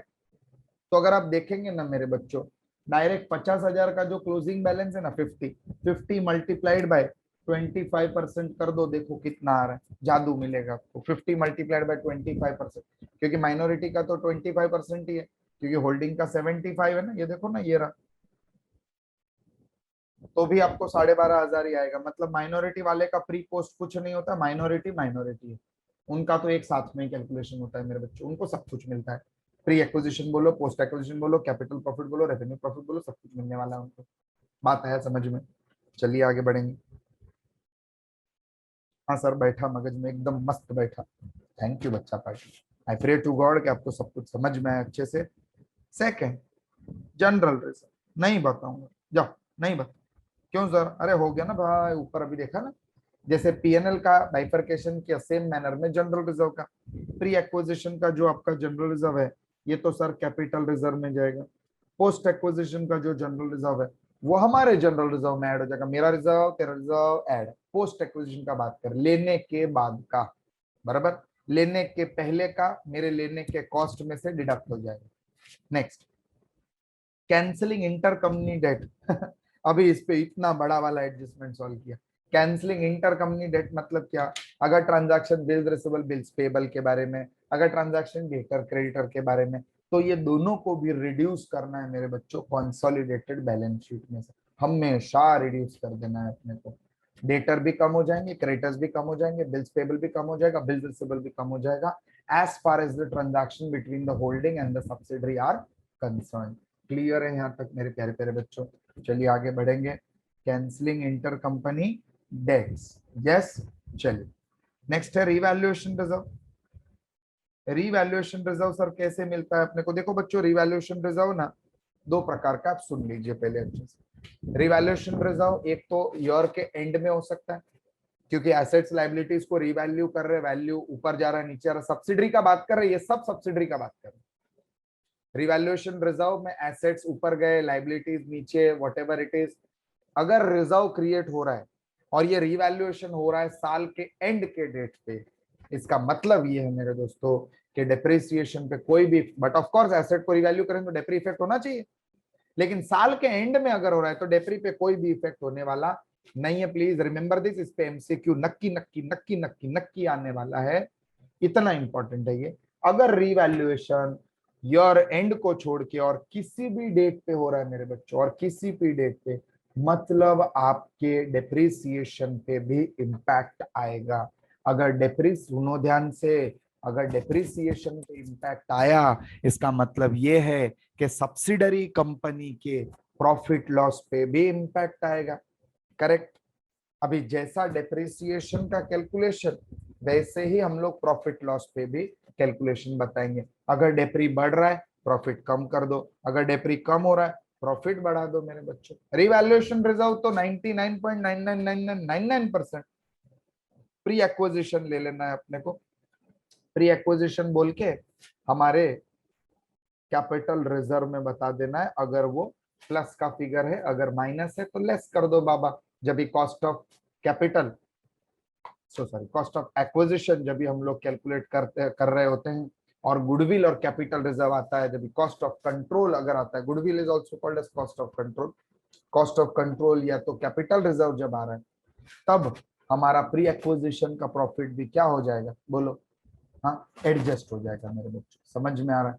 कोई डाउट डिफिकल्टी मेरे बच्चों? तो बच्चों ये था हमारा रिवैल्यूएशन रिजर्व, जिसमें हमने देखा कि अगर रिवैल्यूएशन रिजर्व आया है, डेप्रिसिएशन को चेक करना है। रिवैल्यूएशन, रिवैल्यूएशन अगर हो रहा है मेरे बच्चों at the end of the year, अगर एंड ऑफ द ईयर हो रहा है तो there is no change in the depreciation, कोई प्रॉब्लम ही नहीं। If the revaluation is taking place at any other date other than the year end date, तो depreciation effect होने वाला है। और हम लोग डेप्रिसिएशन के इफेक्ट के साथ साथ में प्रॉफिट को भी इम्पैक्ट बताएंगे, दिखाना पड़ेगा अपने को, क्योंकि डेप्रिसिएशन अगर आ रहा है तो we have to show the net effect on the profits also. Profits पे नेट इफेक्ट है मतलब, तो जब भी हम लोग बाइफर्केशन करेंगे प्री एक्विजिशन पोस्ट एक्विजिशन, उसमें चेंज हो जाएगा, प्रॉफिट पे भी इफेक्ट पड़ेगा। तो इस पे एमसीक्यू आ सकता है, प्रॉफिट पे इफेक्ट होता है, डेफिनेटली प्रॉफिट पे इफेक्ट होता है मेरे दोस्तों। अब आगे बात करेंगे अनरियलाइज्ड प्रॉफिट के बारे में, बड़ा प्यारा कंसेप्ट है, ध्यान दीजिएगा। अनरियलाइज्ड प्रॉफिट, अभी ये देखिए, इसके लिए तो एक एग्जांपल ही ले लेता हूं। ए लिमिटेड बी लिमिटेड के होल्डिंग है, ये सब्सिडरी है। ए लिमिटेड ने 10 रुपए का सामान बी लिमिटेड को 12 में बेचा था, पहले अक्वायर करने के पहले। अब ये 10 का सामान 12 में बेचा, तो इट इज नेचुरल कि अपने को समझ में आ गया 2 रुपए का प्रॉफिट मार्जिन है, बराबर। अब अगर बी लिमिटेड ने ये सामान आगे किसी को बेच दिया है, 13 14 15 what ever it is, customer को बेच दिया है, तो कोई प्रॉब्लम ही नहीं है, मतलब ट्रांजैक्शन कंप्लीट हो गए, बराबर। स्टॉक अभी बी के पास नहीं है, चले। लेकिन अगर ये वाला ट्रांजैक्शन हुआ ही नहीं है, स्टॉक कॉन्सोलिड मतलब शेयर्स अक्वायर करने के बाद में जब कॉन्सोलिडेटेड स्टेटमेंट्स बना रहे हैं, तभी ये वाला स्टॉक अभी भी बी लिमिटेड के स्टॉक में दिख रहा है 12 रुपया, तो ये तो गलत है, 12 पे नहीं दिखना चाहिए। क्यों सर? क्योंकि ये 12 के स्टॉक में 2 रुपए का प्रॉफिट एलिमेंट भी तो इन्वॉल्व है। मेरे ही कंपनी का, मेरे ही सब्सिडरी के बुक में मैं स्टॉक ज्यादा बताऊं क्या? क्यों वैसा करना? और मेरे भी बुक में मैंने जो 2 रुपए का अनरियलाइज्ड प्रॉफिट दिखा के रखा है, अनरियलाइज्ड प्रॉफिट, ये भी अपने को माइनस करना पड़ेगा। और हमको बी लिमिटेड का जो भी स्टॉक है, जो भी इन्वेंट्री है, उसको 2 रुपए से क्या करना पड़ेगा? स्टॉक को माइनस करना पड़ेगा मेरे बच्चों, समझ में आ रहा है? अब ये दोनों साइड से चलता है, होल्डिंग सब्सिडरी को बेच रहा है तो भी, सब्सिडरी होल्डिंग को बेच रहा है तो भी। रूल क्या है ये ध्यान दीजिए, रूल एग्जांपल समझे आपको, अभी रूल देख लो। हाँ, अनरियलाइज्ड प्रॉफिट, गुड्स कौन किसको बेच रहा है? If the goods are sold by holding company to subsidiary company, 100 के गुड्स अगर 120 में बेचे और बी ने आगे, सब्सिडरी ने आगे, बी बोल रहा हूँ, सब्सिडरी ने आगे कस्टमर को बेच दिए, तो कोई प्रॉब्लम ही नहीं है, मतलब no adjustment is required, yes और नो, कोई भी एडजस्टमेंट करने का जरूरत नहीं। लेकिन अगर बाबा बी को बेचे, हमने बी को बेचे, ए है हम लोग, हमने बी को बेचे, हम होल्डिंग, वो सब्सिडरी, हमने बी को बेचे और बी ने आगे बेचा ही नहीं, तो प्रॉब्लम है मेरे बच्चों। तो क्या प्रॉब्लम है? देखो ना, holding company sold goods to subsidiary, 100 का गुड्स 120 में बेच दिए। हाँ, होल्डिंग कंपनी के लिए जो सेलिंग वैल्यू है बाइंग के लिए, वो क्या बन जाएगा? परचेस कॉस्ट बन जाएगा ना, सिंपल सा बात है मेरे बच्चों, जो खरीदारी कर रहा है उसके लिए परचेस कॉस्ट है। 20 रुपए का प्रॉफिट एलिमेंट है यहाँ पे। अब अगर स्टॉक बेचा ही नहीं है और अभी भी जो सब्सिडरी कंपनी है उसके स्टॉक में वो वाला गुड्स दिखाई दे रहा है मेरे बच्चों, इसका मतलब ये है कि गुड्स का वैल्यू ज्यादा वैल्यू पे दिख रहा है, प्रॉफिट एलिमेंट भी इसमें इंक्लूडेड है। प्रॉफिट एलिमेंट को कम करके स्टॉक को कम वैल्यू पे बताओ, मतलब स्टॉक को डिडक्ट करो, सब्सिडरी अपने बुक में से स्टॉक को कम कर देगा और हमारे होल्डिंग कंपनी के पीएनएल अकाउंट में से, अपना पीएनएल, अपना पीएनएल, सब्सिडरी का नहीं, अपने पीएनएल में से माइनस हो जाएगा ये अनरियलाइज्ड प्रॉफिट। क्लियर है मेरे प्यारे प्यारे बच्चों? यही स्टेटमेंट अगर मैं घुमा दूं, यही स्टेटमेंट अगर मैं घुमा दूं कि बाबा अब सब्सिडरी होल्डिंग को बेच रहा है, बोलो सब्सिडरी ने 100 रुपए का गुड्स 120 में होल्डिंग को बेचा, होल्डिंग ने आगे कस्टमर को बेचा, तो कोई प्रॉब्लम ही नहीं, एवरीथिंग इज सुपर फाइन। लेकिन सब्सिडरी कंपनी अगर होल्डिंग को गुड्स बेचता है 100 रुपए का 120 में, जिसमें 20 रुपीज प्रॉफिट मार्जिन है, ये गुड्स अगर आगे बेचा नहीं है, holding company has the goods in its stock, stock में अभी भी पड़ा है, तो क्या करने का सर? तो सबसे पहले तो होल्डिंग अपने स्टॉक में से निकाल देगा 20 रुपया, क्योंकि उसमें प्रॉफिट एलिमेंट था। प्रॉफिट एलिमेंट कैंसल करो, प्रॉफिट एलिमेंट कैंसल करो। समझ में आ रहा है मेरे बच्चों? प्रॉफिट एलिमेंट कैंसल कर दिया, और जो हमारे सब्सिडरी कंपनी है, सुनना ध्यान से, always this will happen, always subsidiary company जो है वो अपने पोस्ट पीएनएल में से, सुनना ध्यान से, पोस्ट पीएनएल में से, पोस्ट पीएनएल में से माइनस कर देंगे इस अनरियलाइज्ड प्रॉफिट को। पोस्ट एक्विजिशन में से करना है, क्योंकि अक्वायर करने के बाद में तो ये कैंसल हो रहा है, पोस्ट एक्विजिशन में से कैंसल हो जाएगा। उसके बाद में सेट ऑफ करना है, होल्डिंग और माइनॉरिटी के बीच में डिस्ट्रीब्यूट करना है जो नया वाला प्रॉफिट एलिमेंट बचेगा पोस्ट में। ये देखो ना बच्चों, नहीं समझा? इधर इधर, ये प्रॉफिट एलिमेंट 20,000 था ना, समझो इसमें अनरियलाइज प्रॉफिट 2,000 था, तो वो माइनस कर दो और बाद में 18,000 सेट ऑफ करो। आपको समझ में आया? होल्डिंग को बांटो, माइनॉरिटी को बांटो, जिसको बांटने का उसको बाद में बांटो, लेकिन पहले पोस्ट में से अनरियलाइज प्रॉफिट कम कर दो अगर सब्सिडरी होल्डिंग को गुड्स बेच रहा है तो। This was one of the most vital adjustment जो ज्यादा से ज्यादा आने का चांसेस है मेरे प्यारे प्यारे बच्चों। आगे बढ़ेंगे, अनरियलाइज प्रॉफिट तक समझा आपको? कोई डाउट डिफिकल्टी यहाँ पे? चलिए, तो इसके बाद में फिक्टिशियस एसेट्स। क्या सर? फिक्टिशियस एसेट मतलब सर झूठा मूठा एसेट। ये अक्यूमुलेटेड लॉसेस हो गया, प्रिलिमिनरी एक्सपेंस हो गया मेरे बच्चों, मिसलेनियस एक्सपेंडिचर हो गया। ये सारा का सारा एलिमेंट, ये सारा का सारा एलिमेंट हमेशा हमारे पोस्ट एक्विजिशन आइटम में आ जाएगा, सॉरी प्री एक्विजिशन आइटम में आ जाएगा। कॉस्ट ऑफ एक्विजिशन जब भी कैलकुलेशन बताएंगे हम लोग गुडविल या कैपिटल रिजर्व का, उसमें हम लोग इसको एडजस्ट करेंगे। प्रॉफिट्स वाले को ऐड कर देते थे, ये लॉसेस है इनको माइनस कर देंगे मेरे प्यारे प्यारे बच्चों। अगर राइट ऑफ नहीं हुआ है तो इफ नॉट रिटर्न ऑफ, ये हमेशा प्री एक्विजिशन में ही आएगा। मतलब ये जब भी गुडविल और कैपिटल रिजर्व का अगर कैलकुलेशन कर रहे हैं, गुडविल या तो कैपिटल, दोनों में से कुछ एक आएगा, ये हमारे प्रॉफिट्स को कम कर देगा। ये हमारे जितने एलिमेंट्स मिल रहे हैं ना हमको हमारे कॉस्ट ऑफ एक्विजिशन पे करके, उस एलिमेंट में से कम हो जाएगा। सर और एक बार बता, अरे बाबा equity share capital, PNL, general reserve, ये सब ऐड करते ना, उसमें ये सब आइटम लेस कर देने का। If not return of, only if not return of, क्योंकि अगर ये राइट ऑफ हो गया है तो ऑलरेडी सब्सिडरी के पीएनएल में से एडजस्ट हो गया रहेगा ना मेरे प्यारे प्यारे बच्चों। तो थोड़ी यहाँ पे कुछ एडजस्ट करने का जरूरत है। समझ में आ रहा है आपको? हाँ, राइट ऑफ नहीं हुआ है तो एडजस्ट करेंगे हम लोग। I hope this is loud and clear बच्चा पार्टी। चलो, फिक्टिशियस एसेट वाला पार्ट समझा। फेक एसेट ये एक्सपेंसेस है, अगर पीएनएल से सेट ऑफ हो गया है कुछ मत करो, पीएनएल से सेट ऑफ नहीं हुआ है, नॉट रिटर्न ऑफ। क्वेश्चन में एमसीक्यू में अगर ये प्रिलिमिनरी एक्सपेंस का क्वेश्चन है, preliminary expense not return of, it is a pre acquisition loss मेरे बच्चों। समझ में आया? कैपिटल रिजर्व को कम कर देगा ये अपने। आगे इसके बाद में बात करेंगे नाइन्थ एडजस्टमेंट के बारे में। बड़ा ही प्यारा एडजस्टमेंट है बच्चों, एकदम सुप्रीम लेवल एडजस्टमेंट, डिविडेंड से related.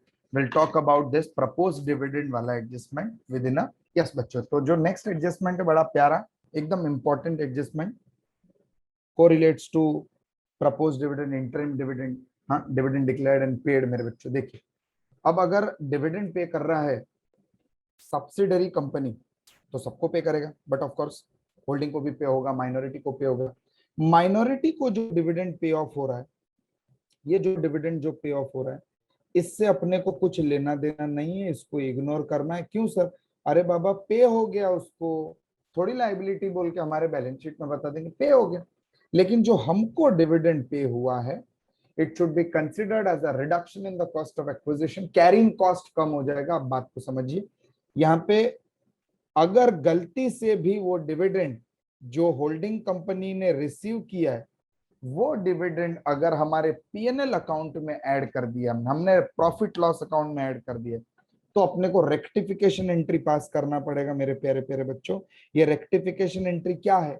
This rectification entry is reduce the profit, PNL account अपना कम कर दो, और उसी propose dividend, paid dividend, declare dividend, interim dividend, जो भी डिविडेंड पे ऑफ हुआ है उसको हमारे कैलकुलेशन ऑफ कैपिटल रिजर्व और गुडविल वाले पार्ट में एड अप कर दीजिए कैपिटल रिजर्व में। मतलब it will be treated like another reserve, will be treated like another reserve.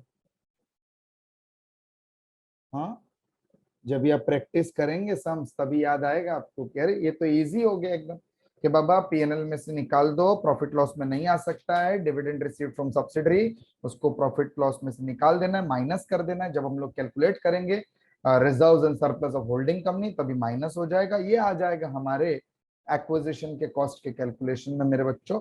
Capital reserve में इसको जो बोलना है इन्वेस्टमेंट अकाउंट बोल दो, कॉस्ट ऑफ कंट्रोल कैलकुलेशन बोल दो, कैपिटल रिजर्व कैलकुलेशन बोल दो, जो बोलना है बोलिए आप लोग। मीनिंग समझ में आया आपको? चलिए सर, लेकिन अगर ऐसा नहीं किया हुआ है तो फिर तो कोई इंपैक्ट ही नहीं है, फिर कोई प्रॉब्लम ही नहीं, प्रॉफिट में ऐड नहीं किया था मेरे बच्चे। आगे बढ़ेंगे। नेक्स्ट जो एडजस्टमेंट है ये म्यूचुअल ओइंग से रिलेटेड है। सर म्यूचुअल ओइंग मतलब क्या, सुनिएगा ध्यान से। म्यूचुअल ओइंग मतलब क्या बच्चों? म्यूचुअल ओइंग का मतलब है कि अगर होल्डिंग कंपनी सब्सिडरी कंपनी के डिबेंचर खरीद लेते हैं, पहले से ही खरीद के रखा है डिबेंचर, हमारे बुक्स में वो डिबेंचर इन्वेस्टमेंट के कैटेगरी में आ जाएंगे, हम लोग इन्वेस्टमेंट के तौर पे उनको बताएंगे। यस सर, इन्वेस्टमेंट बोल के हमने हमारे बुक्स में बताया, और सामने जो सब्सिडरी कंपनी उन्होंने तो डिबेंचर्स को अपने बैलेंस शीट में लायबिलिटी साइड में बताया on the book value. Yes और नो? अब इसको हम लोग प्यार से बोलेंगे म्यूचुअल ओइंग, इसको करना होता है कैंसल। क्या करना होता है मेरे बच्चों? कैंसल। कैंसल कैसे होगा सर? फेस वैल्यू से ही होगा। किससे होगा? Face value. सर समझा नहीं बच्चों, 50,000 के डिबेंचर्स हैं, ठीक है, मैंने खरीदा था 40,000, ठीक है, तो मेरे बुक में इन्वेस्टमेंट का वैल्यू 40,000 दिखेगा, और यही डिबेंचर का वैल्यू सब्सिडरी के बुक में कितना दिखते रहेगा? 50,000 फेस वैल्यू पे। ये दोनों भी कैंसिल हो जाएंगे, 40 और 50 दोनों कैंसिल। सर तो अमाउंट डिफर, हाँ जो भी डिफरेंस आ रहा है वो बच्चों हमारे प्रॉफिट एंड लॉस अकाउंट में हम लोग रिकॉर्ड कर देंगे, होल्डिंग कंपनी के प्रॉफिट एंड लॉस अकाउंट में एडजस्ट हो जाएगा। प्रॉफिट है तो प्रॉफिट, लॉस है तो लॉस। सर प्रॉफिट लॉस कैसे पता चलेगा सर? ये बात समझा? जो भी डिबेंचर्स हमने लिए सब्सिडरी के उनको कैंसिल करना है एट द फेस वैल्यू। क्या कैंसिल करना है? Face value of such debentures will be cancelled from the books of both the parties. जितने हमारे पास है हमारे सब्सिडरी के डिबेंचर सिर्फ उतना ही कैंसिल होगा, बाकी कोई थर्ड पार्टी ने डिबेंचर लेके रखे तो कैंसिलेशन का सवाल ही नहीं है। आगे बात करेंगे। If the debentures are cancelled तो प्रॉफिट लॉस होगा। सर क्यों प्रॉफिट लॉस होगा? एग्जांपल देखिए मेरे बच्चों, holding company hold 6% debentures of 50,000 rupees, जिसका फेस वैल्यू 52 है। मतलब ये वैल्यू सब्सिडरी कंपनी के बैलेंस शीट में दिखते रहेगा ना, लाइबिलिटी साइड में। ये वैल्यू हमारे बुक में एसेट्स में दिखते रहेगा कि बाबा इन्वेस्टमेंट्स। समझा के नहीं? तो यहाँ पे जब हम लोग कैंसल करेंगे तो एक चीज का ध्यान देना है, अगर फेस वैल्यू, ये ले लो ब्रह्मास्त्र है आपके लिए मेरे बच्चों, very important, face value is less और कॉस्ट प्राइस अगर ज्यादा है, फेस वैल्यू कम कॉस्ट प्राइस ज्यादा, मेरे बुक में से एसेट ज्यादा कैंसिल हो जाएगा, लाइबिलिटी कम कैंसिल होगा। अरे लॉस हो गया रे बाबा, loss to the holding company, हमारे पीएनएल में से माइनस कर देना है। हाँ, minus from the PNL account of holding company. देखो कितना इजी।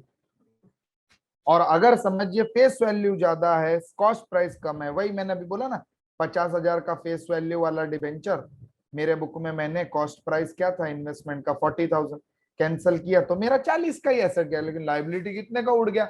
50,000 का कैंसिल हो गया, तो यहाँ पे 10,000 का अपने को क्या हो गया? प्रॉफिट हो गया है। इसको ऐड करना है होल्डिंग कंपनी के पीएनएल अकाउंट में मेरे बच्चों। समझ में आ रहा है कि नहीं? कितना ईजी है देखो ये। यस और नो?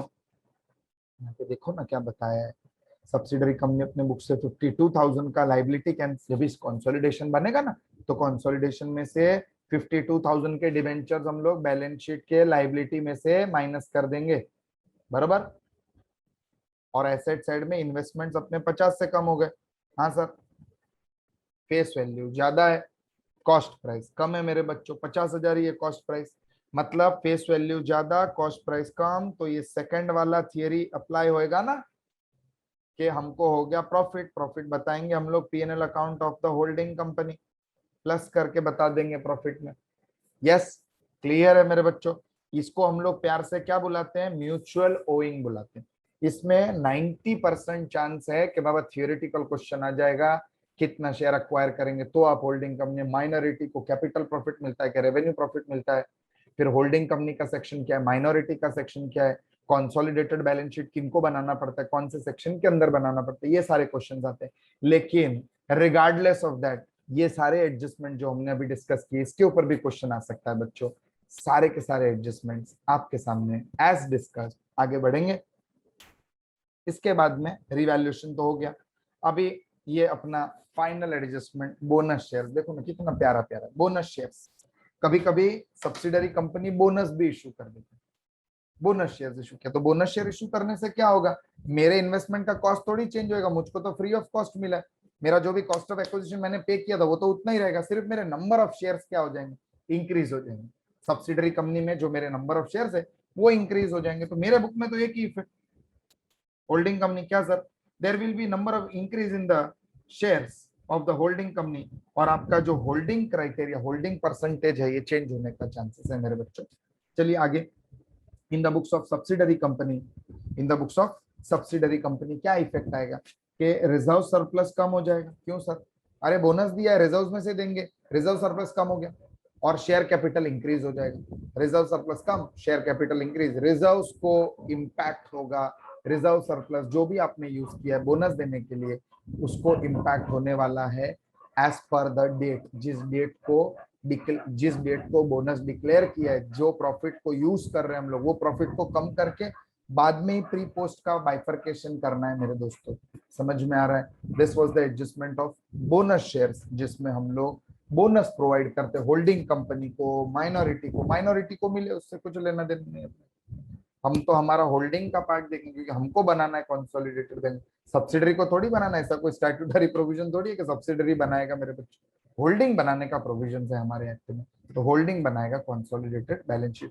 ये कुछ एडजस्टमेंट्स थे जो इंपॉर्टेंट है, जिन पे क्वेश्चन आने का चांस अच्छा खासा है मेरे बच्चों। These were the adjustments of your consolidation topic. इसके ऊपर और थोड़ा सा डिस्कशन करेंगे। चलिए बच्चों अभी डिस्कस कर लेंगे एक फुल फ्लेज्ड क्वेश्चन जिसमें वर्किंग कैसे बनाना है वो हम लोग देख लेंगे। फुल फ्लेज तो नहीं बोल सकते लेकिन यस आपके एमसीक्यू पॉइंट से ऐसा क्वेश्चन आ सकता है। So we will just look at the question which we have with us. यहाँ पे ध्यान दीजिएगा क्या दिया हुआ है, कंसोलिडेशन में क्या करना है। पहले क्वेश्चन एक बार रीड कर लेते हैं। Extracts of balance sheet of H Limited and S Limited as on 31st of March 2015 are given. Okay. Equity liabilities अपना वर्टिकल बैलेंस शीट, आपको डर ना लगे इसके लिए, इसका भी एक सम सॉल्व कर लेंगे हम लोग। शेयर कैपिटल 10 रुपए का है पर शेयर, 5 लाख के हमारे शेयर्स हैं, मतलब 50,000 शेयर्स है अपने, और 2 लाख का मतलब 20,000 शेयर्स उनके हैं सब्सिडरी के। Security premium, general reserve, surplus, दोनों का भी अलग अलग सारा बैलेंसेस दिया हुआ। फिर current liability, trade payable, non current liability, fixed asset, long term investment. Long term investment देखिए बच्चों, होल्डिंग कंपनी में लॉन्ग टर्म इन्वेस्टमेंट में 15,000 equity shares in S limited हमने 2,95,000 के कॉस्ट में खरीदा है, मतलब ये 2,95,000 जो है ये अपने लिए कॉस्ट ऑफ एक्विजिशन बन जाता है मेरे दोस्तों। आगे पढ़ेंगे।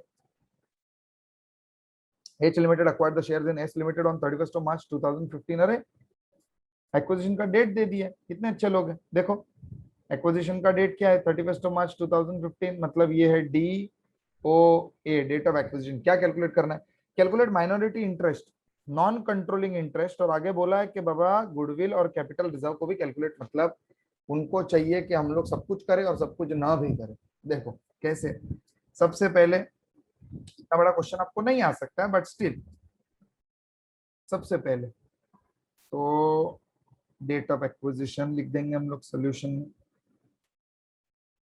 Date of acquisition 31st of March 2015, ये DOA दिया है, और इसके बाद में same 31st of March 2015 date of closure भी दिया है। ये अभी जस्ट ऊपर हमने पढ़ा मेरे बच्चे, देखिए क्वेश्चन आपके सामने, 31st of March को ही क्लोज हो रहा है बुक सारा, मतलब यही क्लोजर डेट भी है और यही हमारा डेट ऑफ एक्विजिशन भी है बच्चों। इसके आगे हमारे पास 20,000 में से 15,000 शेयर है। हाँ, शेयर इन सब्सिडरी कंपनी। तो 20,000 में से 15,000 शेयर हमारे हैं, मल्टीप्लाइड बाई एक शेयर 10,000 का, मतलब 1,50,000 का शेयर किसका है? होल्डिंग कंपनी का है सर। माइनॉरिटी का कितना हो जाएगा? 5,000 सर। बाकी का 5,000 मल्टीप्लाइड बाई 10 कम्स टू 50,000 आ गया मेरे प्यारे प्यारे दोस्तों। ये हो गया shares in the subsidiary company, shares का कैलकुलेशन हो गया। अब आगे रिजर्व्स हैं। हाँ सर, ये भी अपना ही है, शेयर होल्डर का ही माल है ये। और यहाँ पे डेट ऑफ एक्विजिशन क्या दिया? 31 मार्च 2015। तो पहले पीरियड को बाइफरकेट कर लेते हैं हम लोग, आपके लिए सिर्फ मैं ये बना रहा हूं, यहाँ पे ध्यान दीजिएगा। 1/4/2014 से नाटक शुरू होगा, खत्म हो रहा है 31 मार्च 2015 को। ये पूरा एक साल बच्चों बन जाता है। और date of acquisition luckily is the date of closure. यही अपना डेट ऑफ एक्विजिशन है, यही अपना डेट ऑफ क्लोजर भी। मतलब एक्वायर करने के पहले का जो पीरियड है, ये पूरा का पूरा पीरियड प्री पीरियड है। बोलो, 12 के 12 महीने प्री एक्विजिशन, जो भी है सब प्री है, जो भी है सब प्री एक्विजिशन। मतलब यहाँ पे सब्सिडरी का हम लोग सिक्योरिटीज प्रीमियम देखे 10,000, ये भी पूरा का पूरा प्री। जनरल रिजर्व 50,000, ये भी पूरा का पूरा प्री। सरप्लस 20, ये भी पूरा का पूरा प्री। तो व्हाट यू कैन डू, ये तीनों भी एक ही सेटलमेंट में कंप्लीट हो सकते हैं। इन सबको मिल के हम लोग रिजर्व सरप्लस ही बोल देंगे, बराबर। 10, 50, 20। वर्किंग नोट नंबर 2, हाँ, रिजर्व्स एंड सरप्लस। क्या था मेरे दोस्तों? रिजर्व सरप्लस सिक्योरिटी प्रीमियम था, बराबर। फिर जनरल रिजर्व था। मेरे पास क्वेश्चन है बच्चों, इसके लिए मैं देख पा रहा हूं, आप यहां से देखिए, no problem, I show it to you. General reserve और surplus, okay.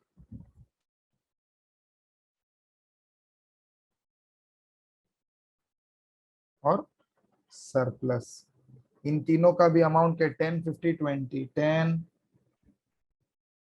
50, 20। Okay sir. Holding minority का बाइफर, अरे किया नहीं आपने अभी तक? बच्चा पार्टी 75, 25, क्या इसमें डिस्कशन करूं?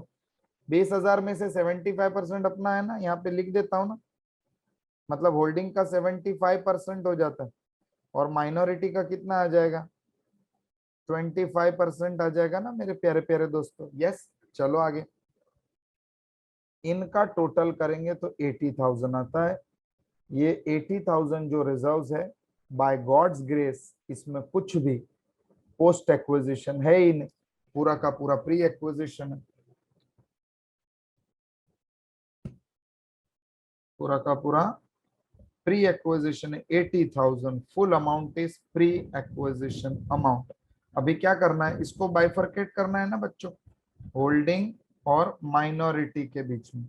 तो बताओ, 80,000 का 75% belongs to holding, 25% belongs to minority. कितना इजी कैलकुलेशन है। 60 आने वाला, लेकिन कर लेंगे एक बार। 80,000 मल्टीप्लाइड बाई 75%, 60,000। रिस्क नहीं लेना है बच्चा पार्टी। कभी कभी एंजाइटी में, घाई गर्दी में छोटा छोटा एरर भी एकदम फेटल हो जाता है। 20,000 यहाँ पे आ जाएगा। रिजर्व्स भी हो गया बच्चों। और कुछ है यहाँ पे? अक्यूमुलेटेड लॉसेस, फिक्टिशियस एसेट जो एडजस्ट हो सके मेरे बच्चों? कुछ भी नहीं। तो हमारा प्रिय प्रिय फॉर्मूला भी अप्लाई करने वाले हम लोग। मेजर वर्किंग नोट एकदम इंपॉर्टेंट वाला, इधर ध्यान दे देना। सबसे पहले calculation of goodwill and capital reserve, goodwill और कैपिटल रिजर्व बोल सकते हैं। होल्डिंग का भी कर रहे हैं और माइनॉरिटी इंटरेस्ट भी साथ में ही हम लोग निकाल लेंगे, अलग अलग बनाने का जरूरत नहीं है बच्चा पर। तो सबसे पहले सब्सिडरी के शेयर्स लिए हमने।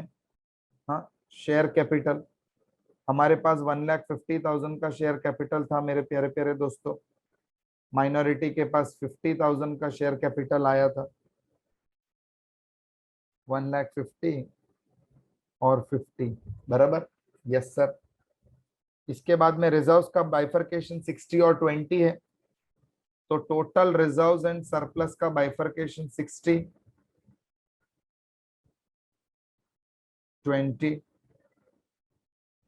और तो कोई miscellaneous expenditure, plenary expense, propose dividend, ऐसा कोई एलिमेंट नहीं है जो यहाँ पे एडजस्ट कर सके हम लोग। अब इसमें से माइनस करना है कॉस्ट ऑफ एक्विजिशन। मेरे प्यारे प्यारे दोस्तों, कॉस्ट ऑफ एक्विजिशन अपना कितना है, क्वेश्चन देख लेता हूँ चलो आपके साथ में। 2,95,000 बराबर। तो 2,95,000 यहाँ पे अगर माइनस करें, टोटल लिख देते हैं चलो ना पहले, टोटल यहाँ पे तो 2,95,000 कॉस्ट ऑफ एक्विजिशन 150 प्लस 60 कितना हो रहा है, 2,10,000 बराबर। भरा ज्यादा है हमने, 2,10,000 का 85,000 का गुडविल आ रहा है मेरे दोस्तों, 85,000 का गुडविल जनरेट हो रहा है। और यहाँ पे माइनॉरिटी इंटरेस्ट 70,000 का आ रहा है, which is to be shown as minority interest in consolidated balance sheet liability side. Goodwill को कंसोलिडेटेड बैलेंस शीट में एसेट साइड में बताएंगे प्यारे प्यारे दोस्तों। तो क्वेश्चन यही था, कैलकुलेट माइनॉरिटी इंटरेस्ट, हाँ 70,000, कैलकुलेट गुडविल 85,000। क्लियर है मेरे प्यारे प्यारे दोस्तों? This was the question that I wanted to solve with you, ताकि आपको एक आइडिया मिल जाए कि अगर आपको माइनॉरिटी इंटरेस्ट, आपको गुडविल कैपिटल रिजर्व कैलकुलेट करने बोला तो कैसे कैलकुलेट करना है। ये जो हमने प्रॉफिट्स को एक साथ में कर दिया यहाँ पे पूरा का पूरा कैलकुलेट, या आप अलग अलग भी कर सकते हैं, सेम ही आंसर आने वाला है बच्चों, क्योंकि पूरा का पूरा प्री एक्विजिशन में चले गया, प्री पोस्ट का बाइफर्केशन कुछ था नहीं। सो this was the topic of consolidation for you guys. इसके इंपॉर्टेंट क्वेश्चन का अगर डिस्कशन करें तो बच्चों, फ्रीक्वेंटली आस्क्ड क्वेश्चन में क्या आ सकता है, थियरी आ सकता है एज यूजुअल मेरे बच्चों। पूछ सकते हैं वो लोग के बाबा share in the subsidiary of subsidiary कितना है, सर ये क्या है, देखो ना ये भी बता देता हूँ चलो ना आपको। अगर समझो कि ए limited holds 75% shares in B Limited and B Limited holds 50%, चलो 50 नहीं लेते, थोड़ा ऑड फिगर ले लेते हम लोग, 80% शेयर्स इन सी लिमिटेड। तो therefore A Limited holds -% in C Limited। बोलो कैसे कैलकुलेट करना है? अरे बाबा एकदम सिंपल, यहाँ पे सी लिमिटेड के शेयर का 80% कौन ले रहा है, बी ने ले लिया। तो 75% जो बी का जितना भी शेयर है ना, उसका 75% अपना है। तो 75% ऑफ 80% निकालिए ना मेरे को, हाँ 75% ऑफ 80 एकदम चिंदी, मतलब हमारा होल्डिंग एक्स लिमिटेड में 60% का आ जाएगा, एकदम इजी। 80 का 75% कर देंगे, आ जाएगा answer. A limited hold 75% in B limited, B का जो भी है उसका 75% अपना है, और बी का 80% शेयर सी लिमिटेड में, तो हमारा होल्डिंग भी आ जाता है उसमें। ऐसे क्वेश्चन पूछ सकते हैं। माइनॉरिटी इंटरेस्ट कैलकुलेट करने पूछ सकते हैं, calculation of reserves and surplus in holding company after the acquisition पूछ सकते हैं कि रिजर्व्स एंड सरप्लस का टोटल बताइए, ये भी बताता हूं बच्चों। तो reserves and surplus of holding company, ये एक एक छोटे छोटे इक्वेशन, लेकिन ये भी नहीं छोड़ेंगे। देखो ना, reserve and surplus of holding company में क्या आ जाएगा, actually P&L of holding company, हाँ sir, general reserve of holding company. और अगर कोई कैपिटल रिजर्व ऐसा कुछ जनरेट हुआ है तो वो भी डाल दो, कैपिटल रिजर्व अगर वो जनरेट हुआ है तो, और कोई रिजर्व है फ्री रिजर्व तो वो भी डाल दो। फिर add post P&L of subsidiary, subsidiary के कैलकुलेशन में जो पोस्ट वाला पार्ट आया था ना, वो यहाँ पे आ जाएगा, plus post general reserve of subsidiary company, ये सारे एलिमेंट आ जाएंगे मेरे दोस्तों। फाइनली जो मिलेगा वो होगा हमारा होल्डिंग कंपनी का रिजर्व सरप्लस का टोटल। बहुत सारे बच्चे कैपिटल रिजर्व के इनपुट करना भूल जाते हैं, आप लोग याद रखिएगा मेरे प्यारे प्यारे दोस्तों। So this was the whole topic of your consolidation. I hope you have understood this guys. कोई क्वेश्चन है, do write me in the comment box, comment section में मैं आपको रिप्लाई करूंगा मेरे दोस्तों, जितना जल्दी हो सकता है उतना जल्दी। Thank you so much, God bless, and I will see you in the next topic. Thank you so much.